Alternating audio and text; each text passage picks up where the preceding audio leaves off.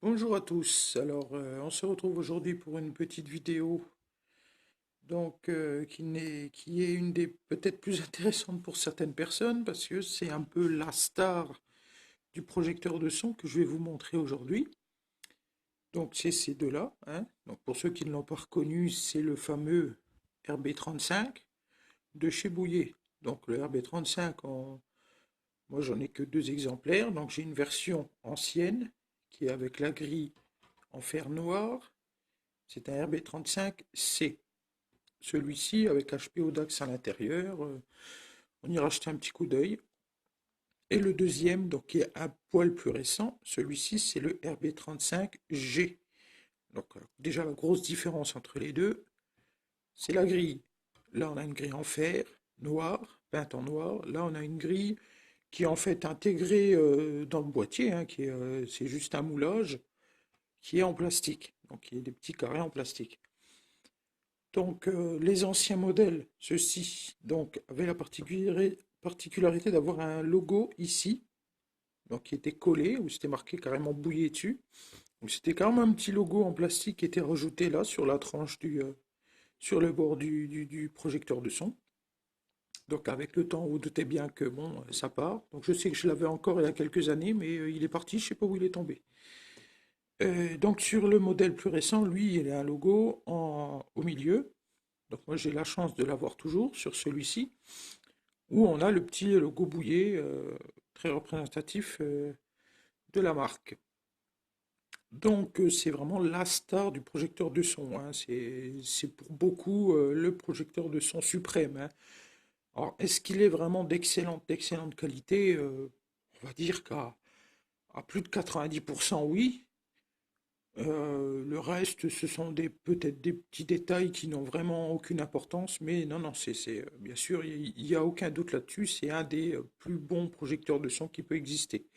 Niveau son, niveau fiabilité, niveau robustesse, niveau durée de vie, ils sont vraiment excellents. D'ailleurs, durée de vie de celui-ci, le RB35C date déjà, au moins, je pense, plus de 25 ans, voire une trentaine d'années, hein. Ce sont des modèles qui sont déjà très très.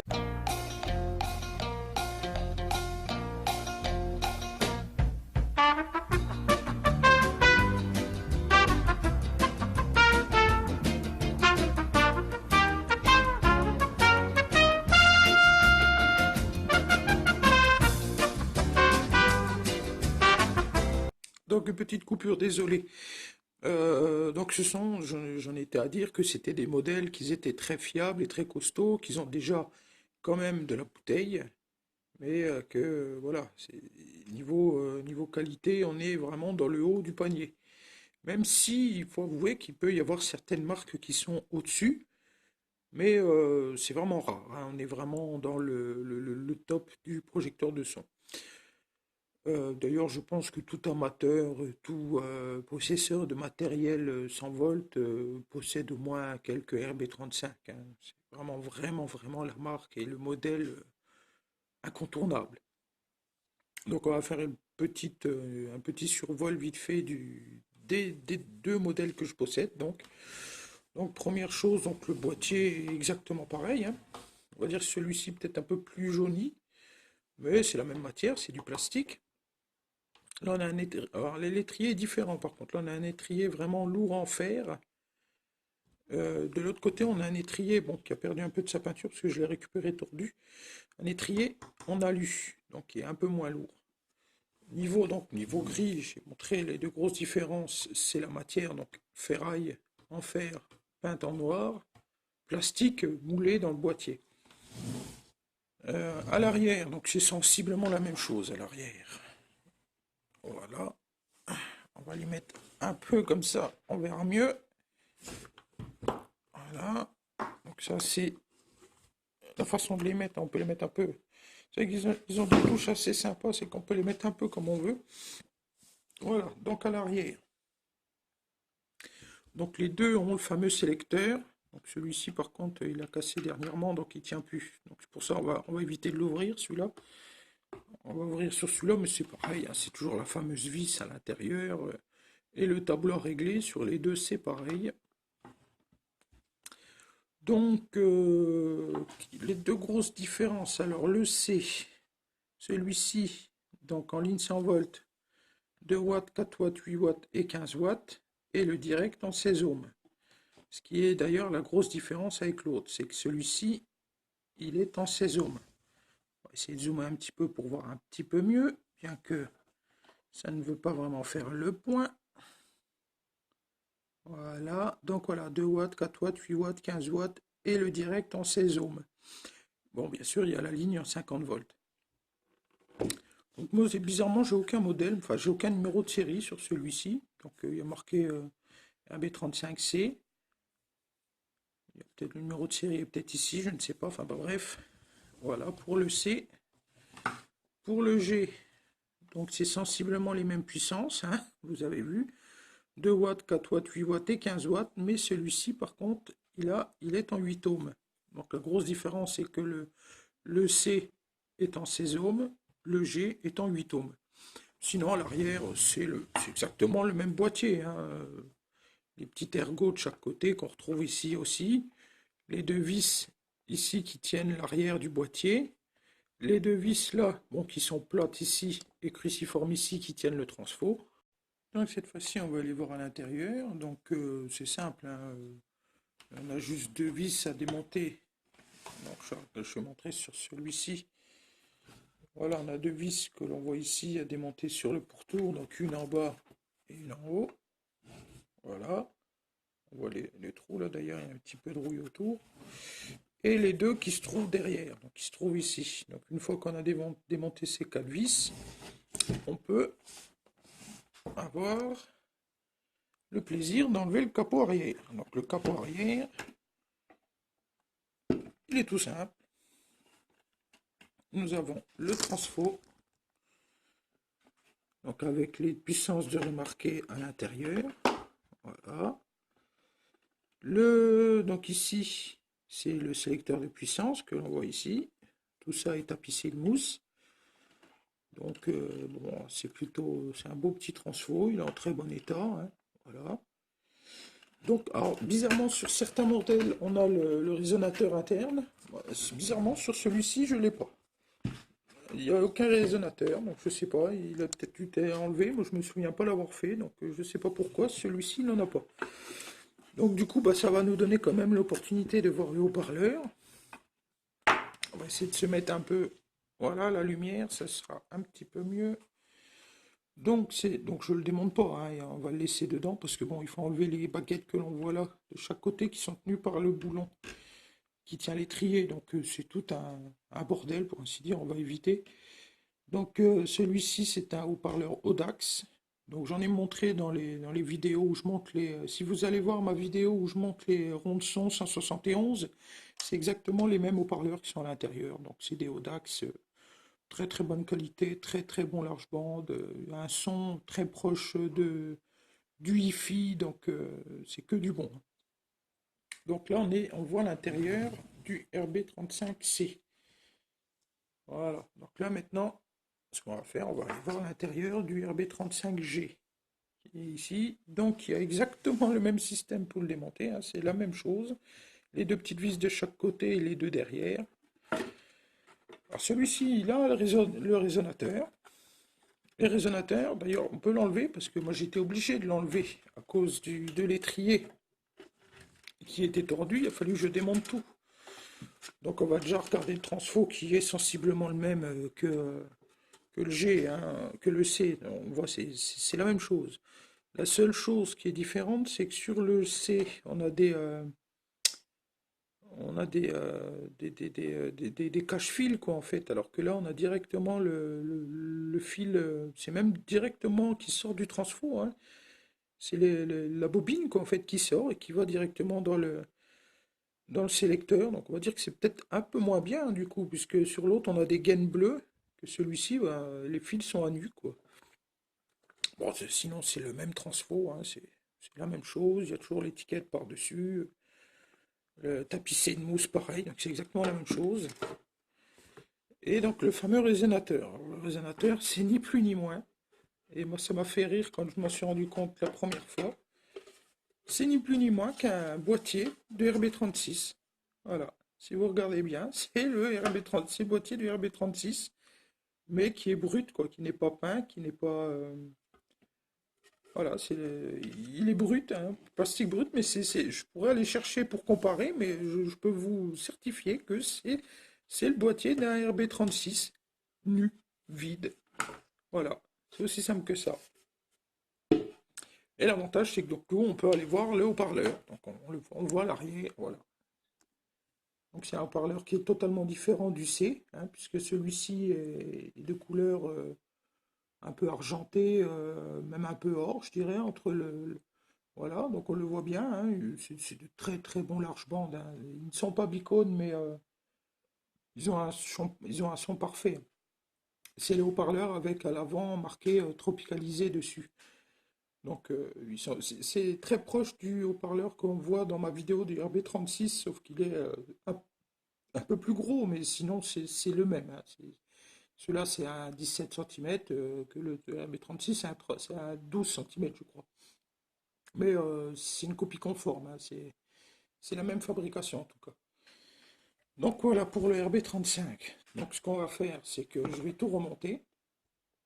On va faire un petit essai de son. Alors on aura une nouveauté, c'est que là je vais en profiter pour vous montrer en même temps un ampli que j'ai récupéré dernièrement, qui est un véritable monstre, hein. Je vais le montrer comme ça vite fait. Il est là. Voilà, vous pouvez voir la taille du bestiau, hein. C'est un AS245.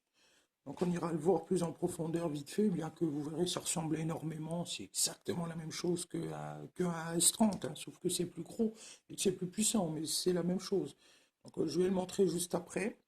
Ce que je vais faire, je vais remonter les deux RB35, connecter tout ça et on se retrouve tout de suite pour un petit test de son et une petite vue d'ensemble donc de l'ampli et des RB35 en fonctionnement. Voilà, à tout de suite.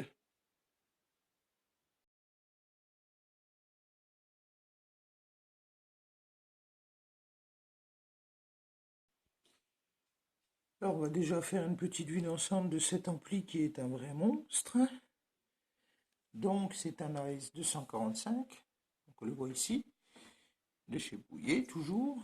Donc, bon, après, comme je vous dis, hein, ça reste un ampli assez proche de la série AS. D'ailleurs, c'est une série AS. Donc, c'est un ampli, on appelle ça un ampli mélangeur, parce que c'est un ampli pré-ampli.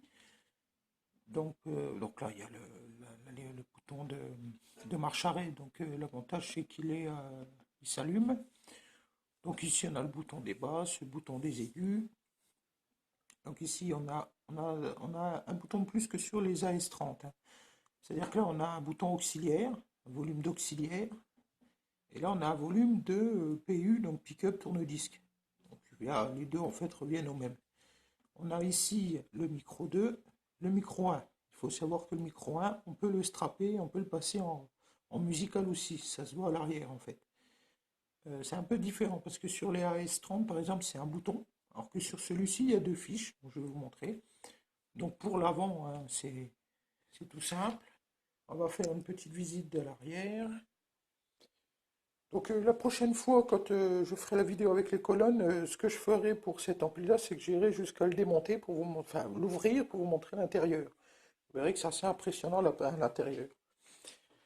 Donc nous voici à l'arrière. Donc à l'arrière, on a hein, les classiques fiches DIN. Donc là, je vous disais que c'était un peu différent, c'est que c'est ici, là, c'est pour le bouton A1.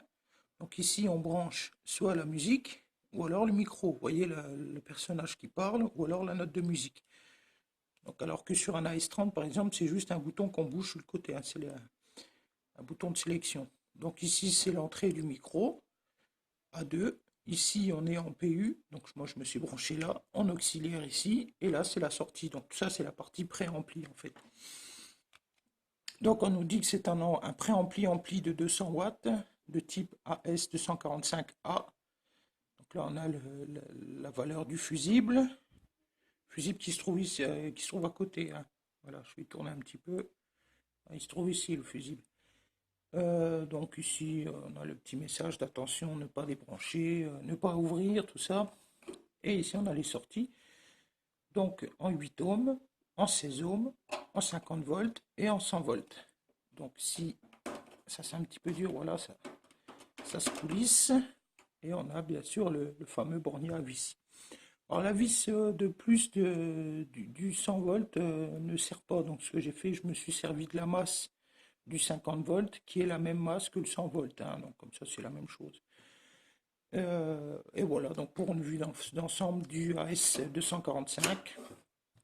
Donc j'ai branché, j'ai raccordé les deux RB35. Donc on va mettre tout ça en route et faire un petit morceau musical pour vous faire écouter un petit peu le son des deux RB35, parce que bon, on va dire qu'ils ont à peu près le même son. Donc on va se faire ça tranquillement.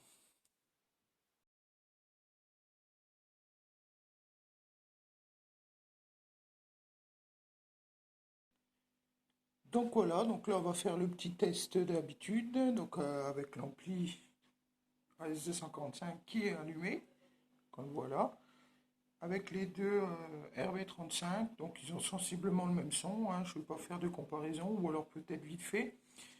Et voilà, on va passer un petit morceau de musique. Et on se quittera là-dessus. À la prochaine.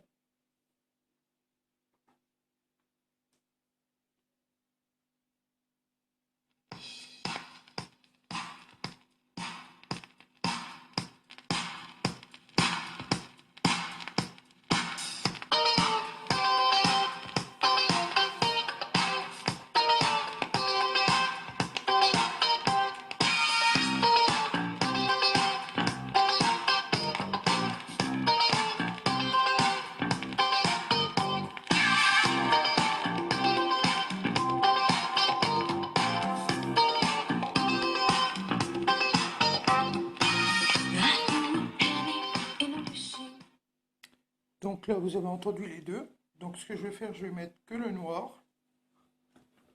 Voilà, donc je vais débrancher le deuxième. Et je vous remets la musique avec le noir. I'm concentrating till the pathy.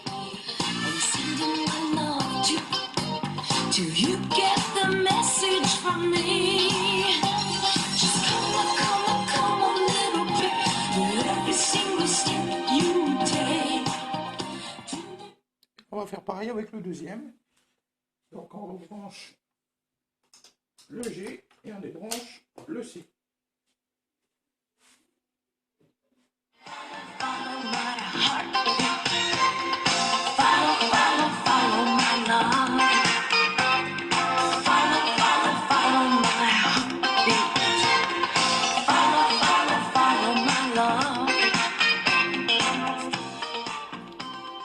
Je vous rebranche les deux.